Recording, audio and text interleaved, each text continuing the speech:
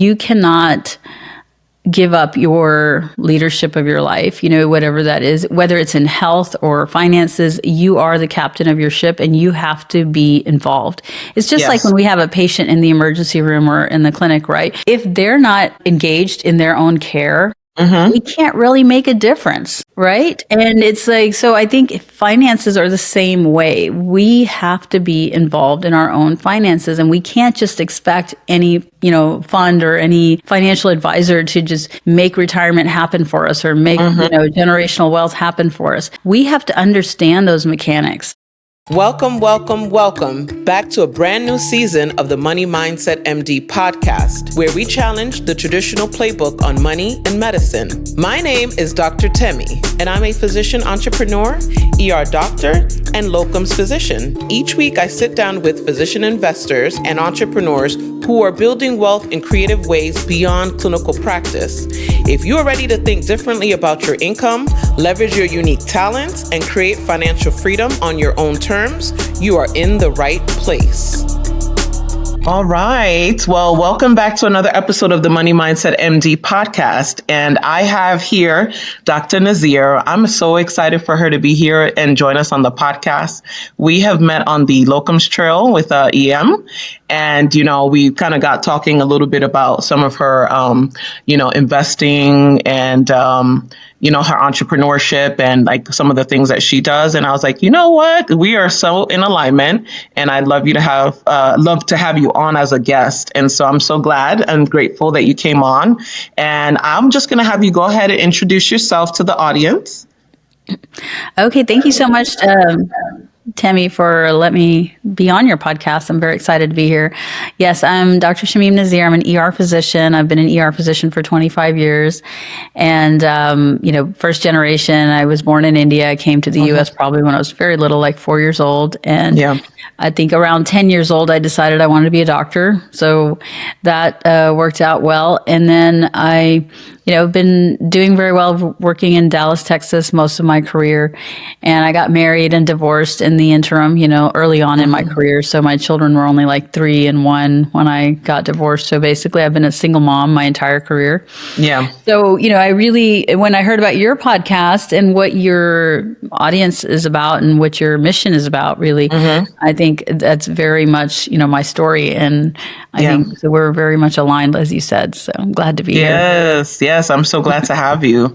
So now, so let's go back to it. Like, did you always know you wanted to be a doctor? Like, walk me through that path?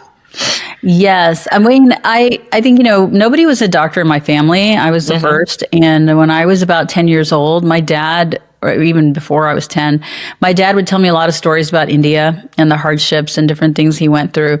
And I think I must have been exposed to this by television. I saw like Mother Teresa and care for people. And I was just a compassionate child, and I am a compassionate person, I think. And so I wanted to help, that's really where it came from. I really wanted to be helpful to others. And I think it also comes down to your personality. If you know anything about the Enneagram, I'm a number 2 on the Enneagram scale. So I'm very much it's ingrained in me to be of help to others, be useful to others. That's just my personality. Right. So I think that's why I wanted to be a doctor. I really wanted to make a difference and help others. And then I chose emergency medicine really from that same thread. I wanted to be useful. I wanted to be useful in any situation and be helpful to any kind of person or problem that came through the door. And so that's why I went into emergency medicine.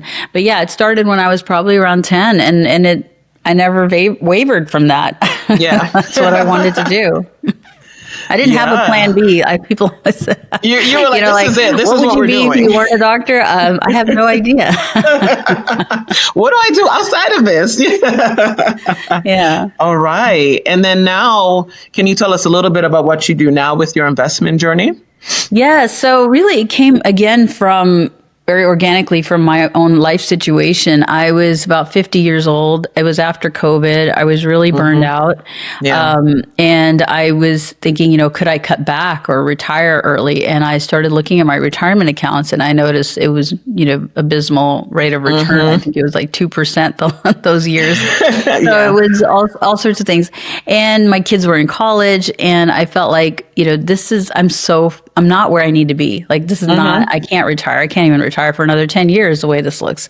And I felt like something had to change. I had to start learning for myself and doing and looking for other types of investments or other ways to create passive income or create income. Right. And I'd always been kind of curious about real estate. So that's why I started looking into real estate, and then more specifically commercial real estate, because I felt like it was more scalable. It was more, done as a group, as a team, rather than a single house where I would be responsible for managing.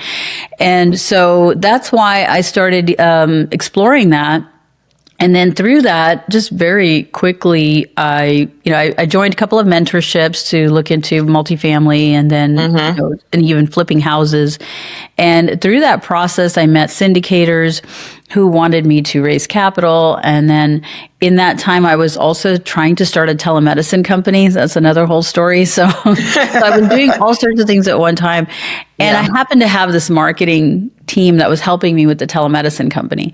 And so I told her, hey, listen, I need to create a meetup for this syndicator. Can you help me? And so they helped me, create the meeting. And then literally overnight, I was looking for a URL for my company that was going to be hosting these events or whatever I was doing. And the Doctor Investor was available. Nice. So the doctorinvestor.com became my company, literally just like that. And I told her to create a website, and we just started doing events. Really, it was more geared towards educating other doctors about these types of investments. And we would and we only did like maybe 5 or 6 events. We had a speaker once a month. We had a dinner. People got together and they could hear about these types of investments from the sponsors themselves. And so it was a lot of fun. I mean, people really enjoyed these things. It was just a lot of work for me. Yeah. But either way, that's really how we started. And then, another developer reached out to me to raise capital. So I did one capital raise with them and for a land development project. But really what the company has morphed into for me is more educational. Okay. Because what I'm learning as I keep going through this journey is that there's so much to investing, like in the stock market, in real estate, in other types of things. And I'm just learning a lot. And I'm just sharing what I'm learning with other people like myself, because I feel like, where has this been all my life? Yes. and it's honestly my fault, because I had zero interest in this stuff. Right. Like, I wanted to be a doctor to help people. I was very happy being a doctor.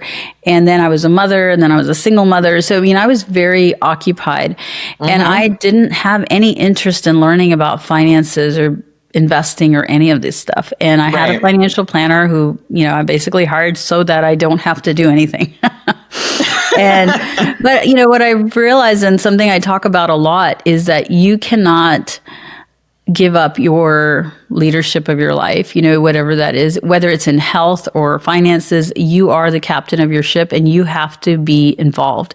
It's just like when we have a patient in the emergency room or in the clinic, right?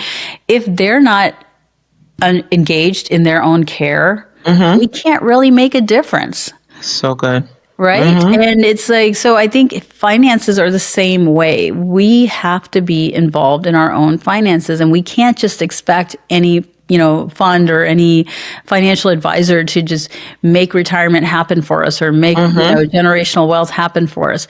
We have to understand those mechanics.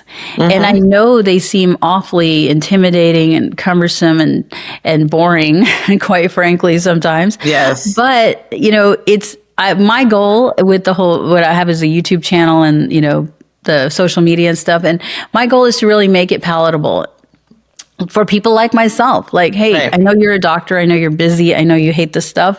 But look, this is a little tidbit. Listen, just pay attention to me for 5 seconds, because I really think that's what's missing, is that we feel like, and I think doctors especially have this mindset that you need to be a specialist. Right. You need to have been trained in a particular thing before you do it. And so we think, okay, I've hired the specialist, this financial advisor, and now it's like when we call a cardiologist, we're basically handing over care, and we think it's now their responsibility, and we're stepping aside, and that just doesn't work. You can absolutely get a specialist or an expert to help you, but you need to be involved. You need to understand what's going on.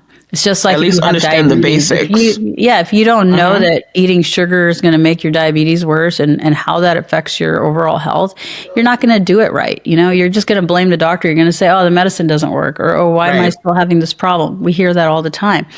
Well, it's because the patient has to do their part. And I believe that, in finances, we have to do our part. We have to understand, how does debt work? How does savings work? How does investing work? And keep asking questions and being an engaged participant in that.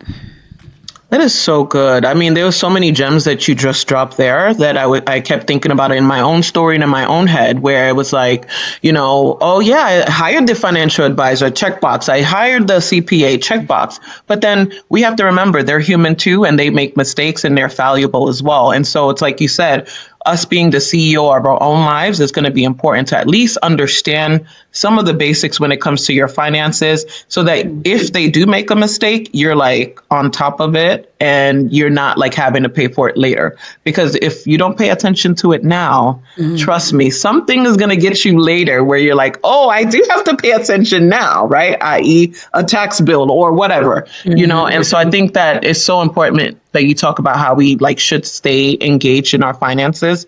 And it doesn't have to be, like you said, we don't have to be here spending an hour like studying this 247. No, it's just at least 5-10 minutes a week, maybe, or even at that, trying to just understand some of the basics with your money. So I love that. Yeah, and then you're not, and like what another thing I forgot to mention on that is that women, especially, we hand over finances often, at least I think, to men in our lives, right? It's like, you're the mom and the homemaker or whatever you are, and you think the husband's got the finances. Well, that doesn't always work out either. And God forbid you lose your husband for whatever reason, or you get divorced, you've got to manage it on your own. And I have seen this through just people that I've, talked to through this journey. They call me saying, my husband used to take care of everything, and now I'm trying to do it alone and I don't know what to do. And that's a reality too. And so I think, as women, we tend to pass the buck on the financial stuff and the boring things like that. But we need to stay involved. Nice. And so, all right. So for the beginner who is like, I don't even know what a syndication is. Like, what does that even mean? And, what are some things that you would say they should begin with in terms of wanting to learn how to invest their money? Because I think a lot of the times, especially as first generation, we're told to save, get out of debt, right? Save, get out of debt. But obviously there's more to building wealth than just that. And, it's like you can't work your way to financial freedom. Like it can assist and help, but it does take a long time. And so what are some ways in which like physicians can start to think about investing? Yeah, I think keep it simple, the main thing I've noticed is that we tend to get excited about various opportunities we see on social media or the internet, and we think, oh, I need to get into that syndication, or I need to buy a house, or I need to do this crypto or whatever to make money. And honestly, it can be far simpler and far more manageable than that if we just do the basics. I definitely agree. Debt is a huge component, because debt is always a negative return, right? If your debt's 8%, you're losing 8% all the time. Right. So no matter what kind of investment you're in, if your money's losing 8% on that debt, that's a guaranteed negative return. So let's definitely get out of debt. And then I think, we need to manage our expenses. We tend to, we think we're invincible, right? Like we get out of medical school, we're making this high salary, like all's great. And now we finally have arrived. We can go get that car, that house, all the good stuff that we've been missing out on. Yeah. And that is and everybody does that, not just doctors. Everybody does that. And I think that's another huge problem, the lifestyle inflation. So now instead of living on 50 grand, you're living on 150 grand. You're using all of it. All You of get a it. pay raise or Spending a bonus. everything. You spend it all. So that's another thing. We need to keep, maintain our lifestyle in a very modest way. I think, Yeah. that's what gets out of hand. And then, so we got to tackle the debt. We have to keep control on how much we're spending so that we have that residual income. You want to put aside at least 15% of your income, hopefully, which is even hard, I think, a lot of times. But I think that would be lovely if people could at least put 10 to 15% away. And then you want to invest that money, because in a savings account, your money is losing value through inflation. And so at minimum, you've got to keep up with inflation. Right. And if you want to then have your money work harder for you, because you only have so many hours in the day and so much effort that you can put in. So you do want to invest that money so that it can start working for you while you're sleeping, while you're doing your job, whatever you're doing. And honestly, I'm a big, I love real estate and I wanted to do real estate and I've raised capital for real estate, but just invest in the stock market. Like just a simple index fund and a total market index fund, and go to Vanguard, open an account, just let it ride. I mean, the key is to not touch it. Yeah. Don't touch it. Don't make it complicated. Trade the market, Yeah, there's all of that. That is definitely the way to lose money. Okay. Exactly. And now I do so much reading and research on this because I'm making YouTube videos. So I'm just like, go down these rabbit holes and I'm like, wow, I didn't even know this. This was a thing. Yeah. So, like currently I'm reading, you were going to ask me for book recommendations, I think. And I'm reading a book called The Simple Path to Wealth. Yes. I love that book. Did you read it? Okay. Yeah. Such a great book because he wrote it for his daughter. So it's perfect for people who don't want to learn about too much, all this detail, and he keeps it extremely simple.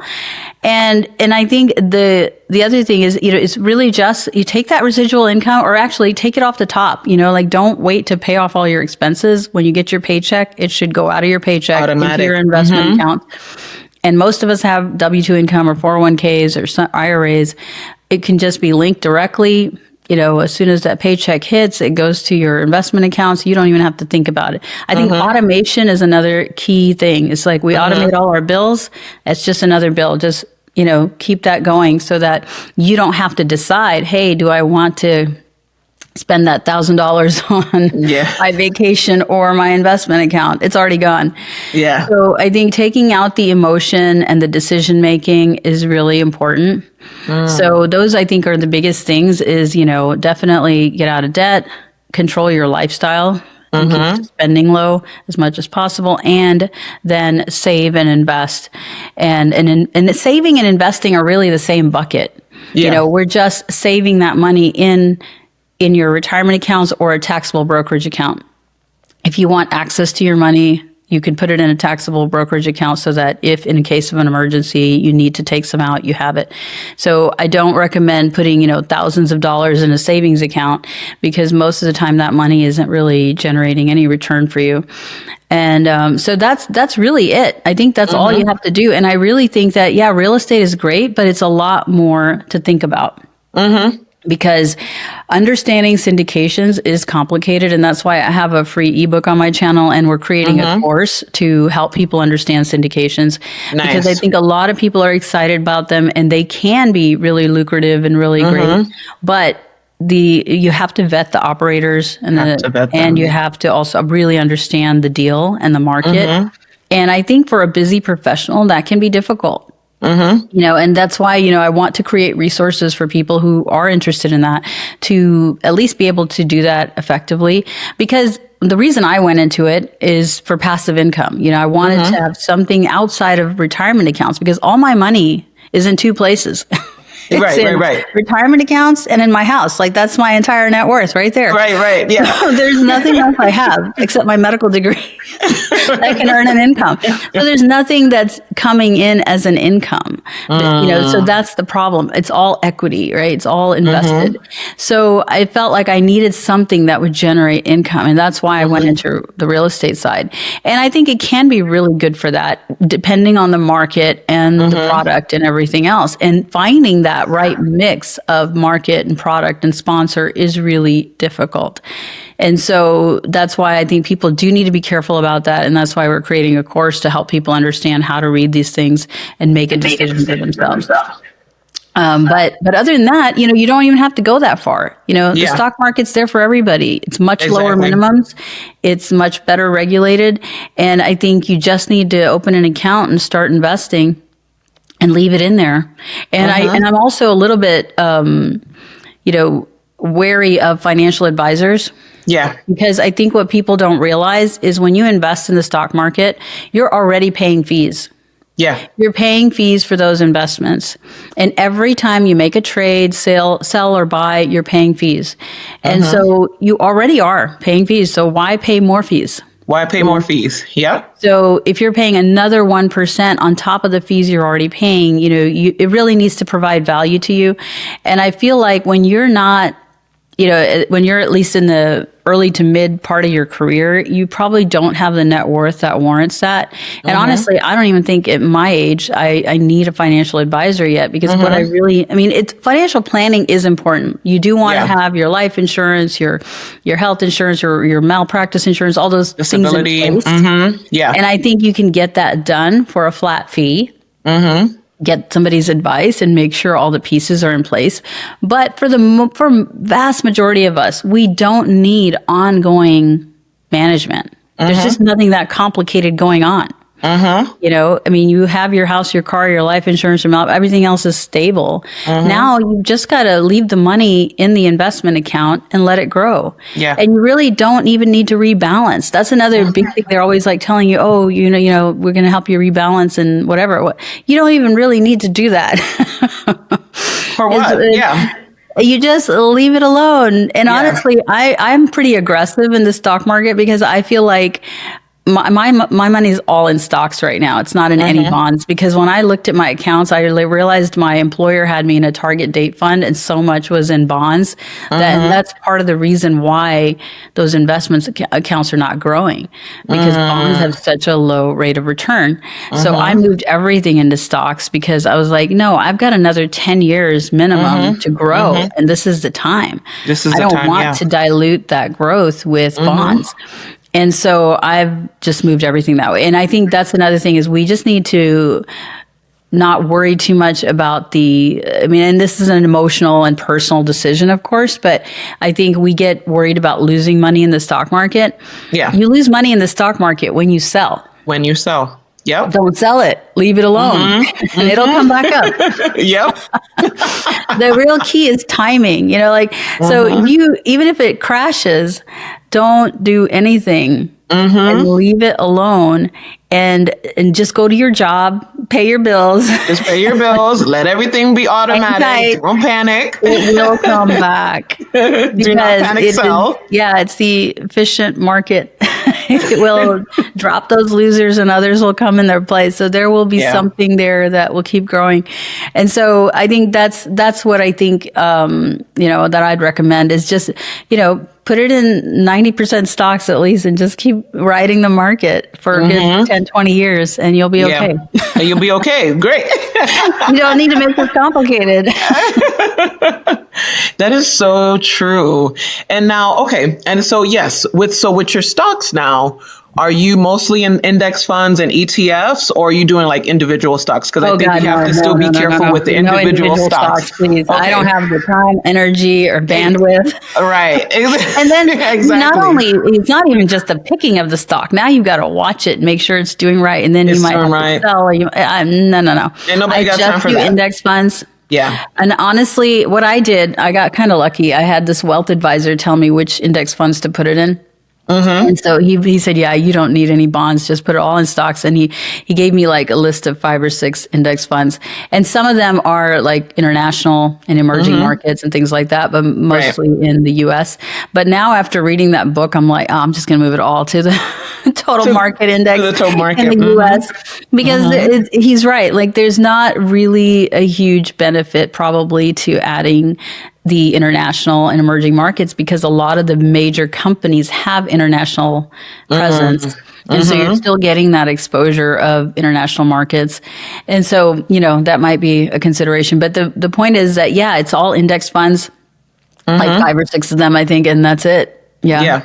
I love that. I love that. So you're not having to like go individually, try to pick it out, try to figure the things out. Yeah. You're just like, nope, automatically into these companies, right? And there's like X, not maybe the top holdings. You can like figure out, okay, what are the top holdings in each index Yeah, fund? you don't even, might not even you need to don't do even that. need to just go to Vanguard and pick Vanguard Total Market Index and just buy all of the shares, put all your money in that even, because they've already diversified it for you, right? An index fund is essentially a basket of funds, and mostly they're cap weighted, meaning that the size, the bigger companies have a greater proportion of that basket.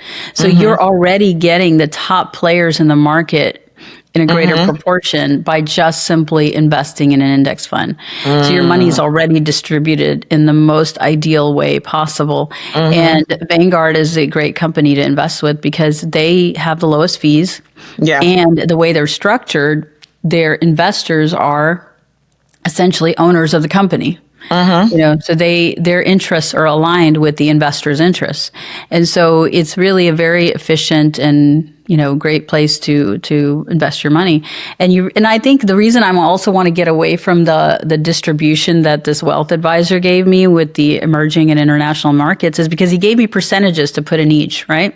Okay. So now what happens is you have to rebalance that. So like in a year, let's say, the U.S. portion drifts or something else drifts, I've got to go in and recalculate the percentages to get them back in alignment. Why do that? My brain why do that if I don't have to do that? Exactly. It's like there's enough stuff on my plate to worry about. And this is why I think, the simpler we keep it, the more we'll actually do it. Yeah. It's just like exercise, right? If the gym is like 20 minutes away versus 5 minutes away, it's like, how easy can I make this? And so, especially for busy professionals, mothers, and people who have, like, if you're a financial, you want to be into that world and that's all you want to do with your life is to study the stock market, by all means, do that thing. But for others of us who have other lives, we have other things in our lives, right? We have other places to invest our time and energy. So this should be just in the background. It should be automated in the background. Yeah. And that's all. And I really think it's far easier than we're making it.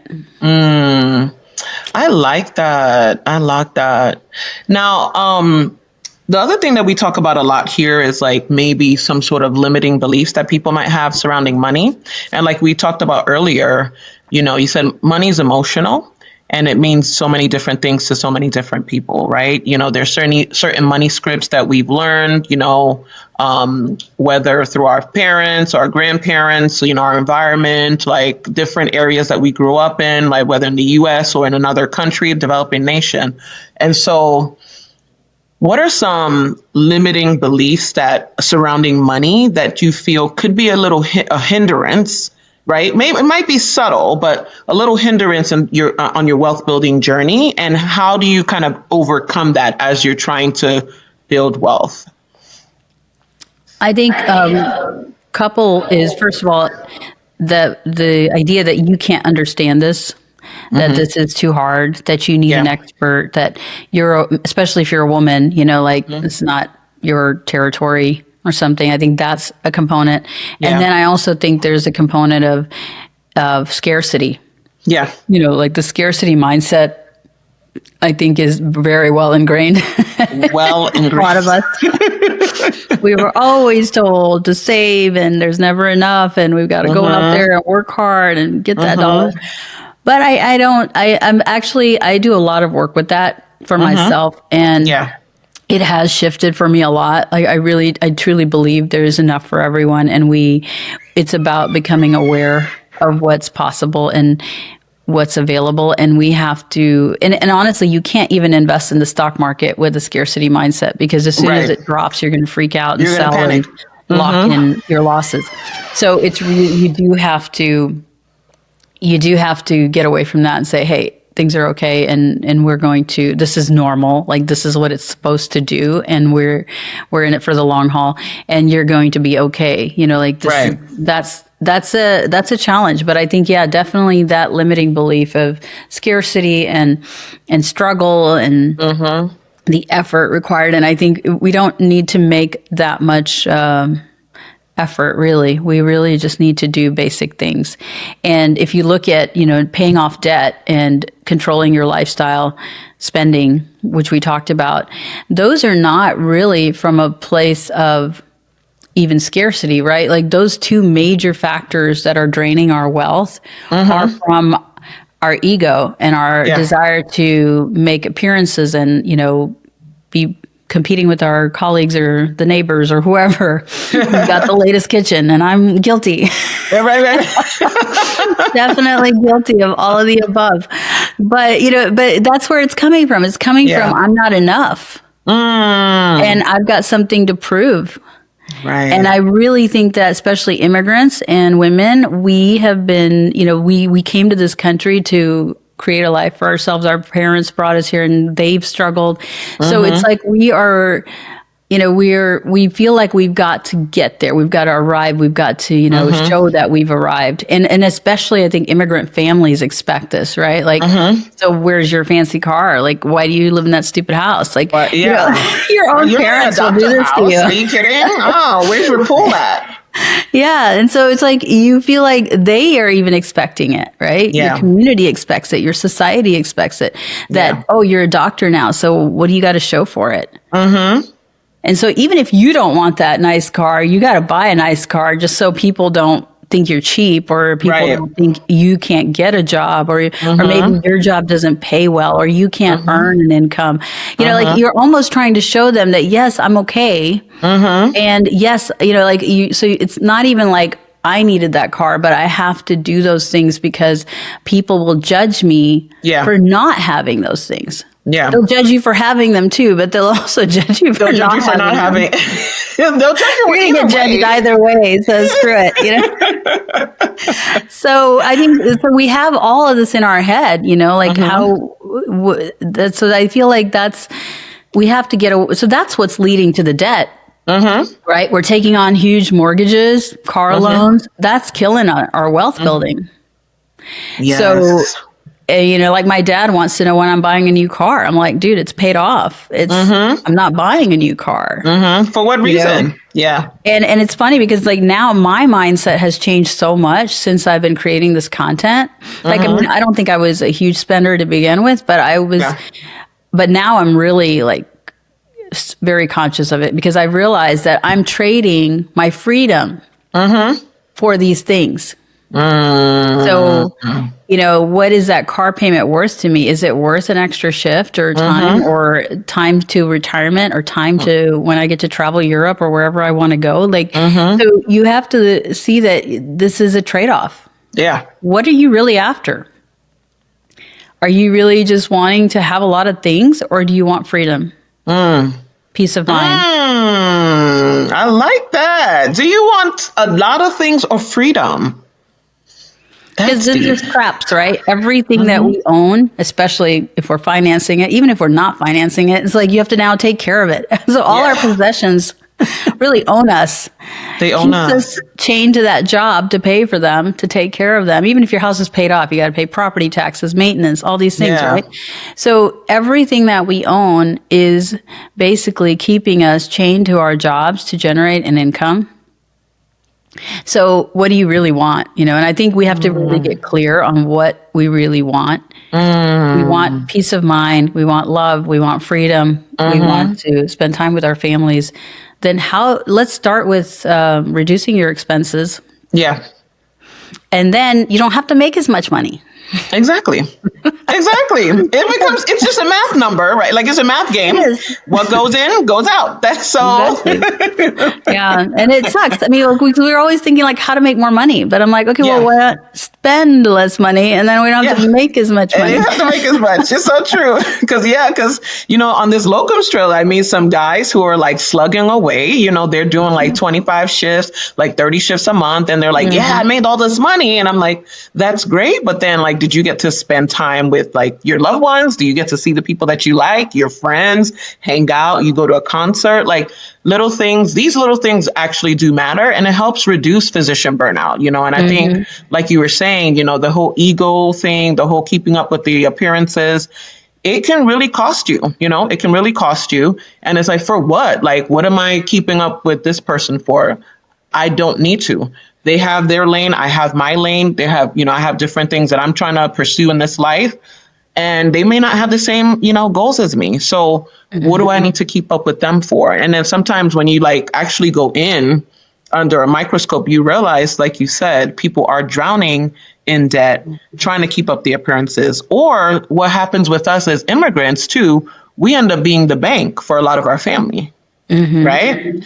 And it's not like we're getting an interest or any sort of return back on some of this money, right? And you, like you said, the guilt too comes along. If like, well, you're not helping us, and you're not giving enough to everyone and their mama. And it's like, no, I can only do certain amount. I'm not going to spend more than what I'm comfortable with, or knowing that I'm never going to get paid back.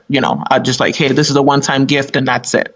But if we're not careful, we end up being the bank for our family. And that's another thing that can like derail you a little bit too when it comes to. Oh, absolutely. Yeah.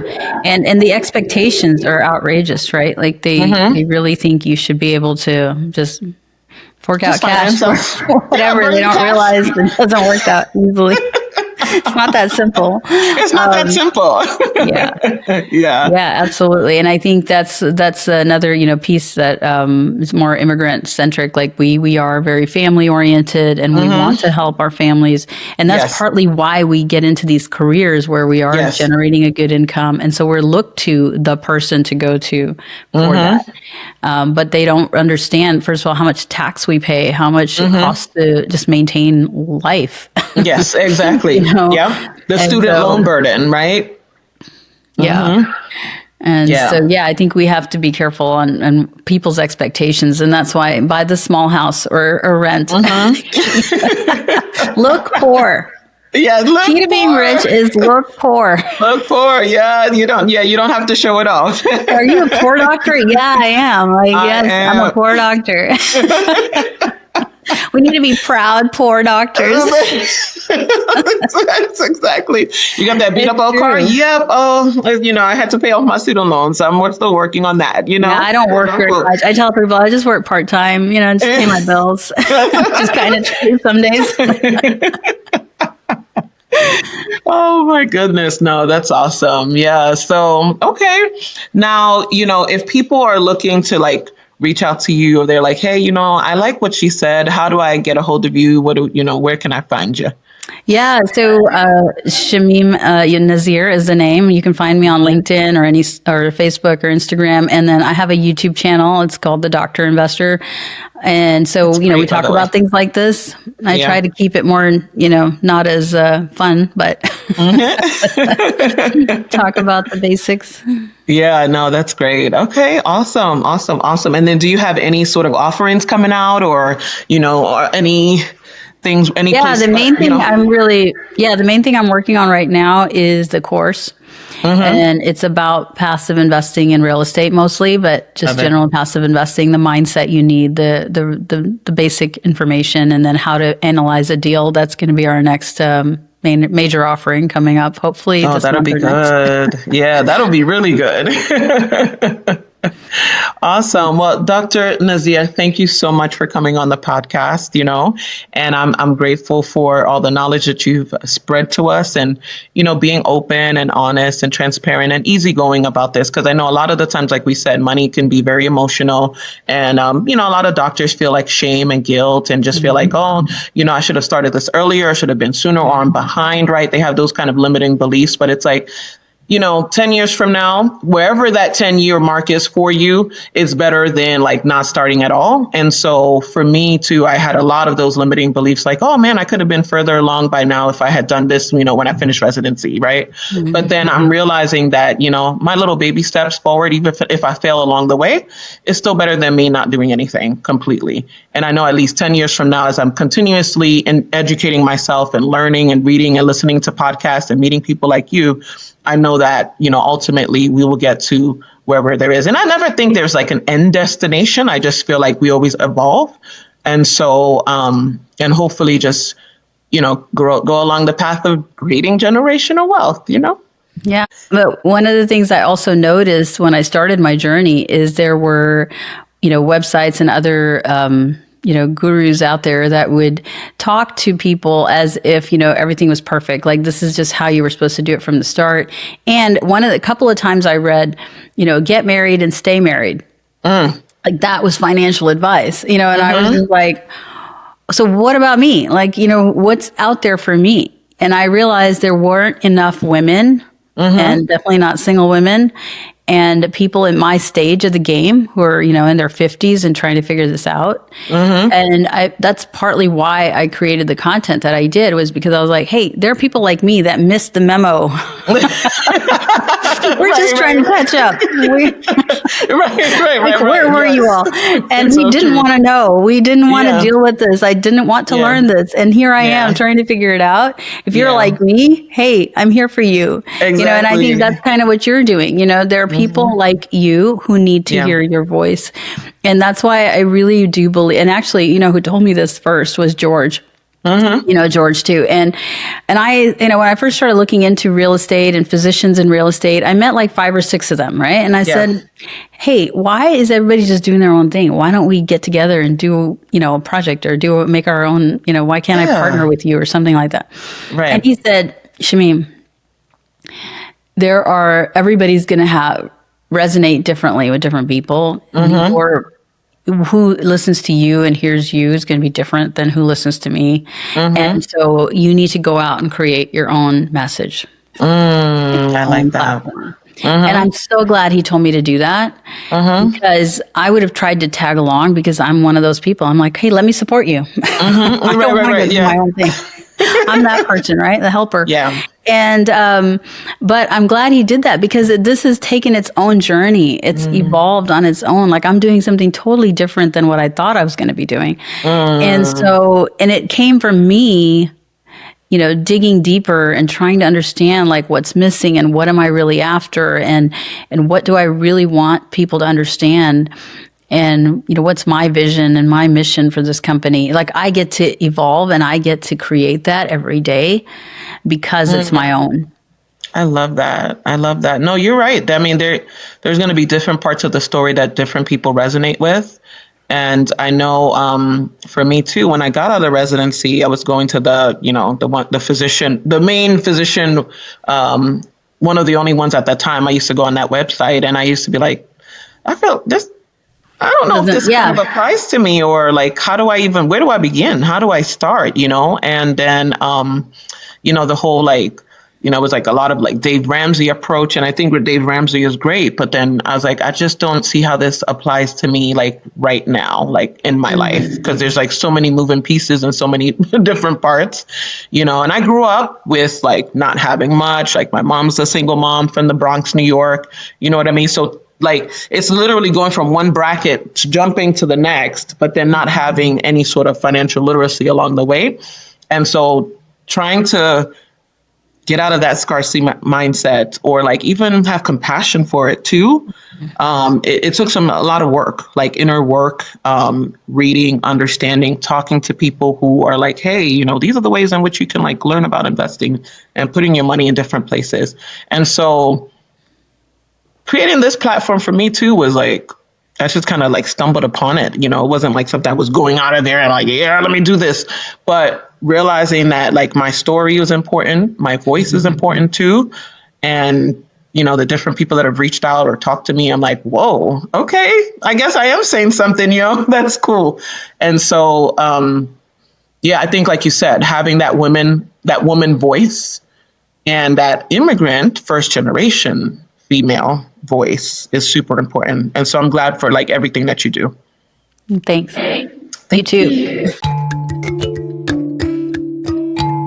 Well, that's another episode in the books. If today's episode sparks something in you, and if you're ready to grow your wealth, take control of your time, and create more freedom for yourself and the people that you love, then stay connected. Subscribe to the Money Mindset MD podcast, join the community, and get on the email list, because wealth building isn't a solo journey. Iron sharpens iron, and together we are breaking cycles, thinking bigger, and creating new possibilities. I am rooting for you, and I can't wait to keep growing with you.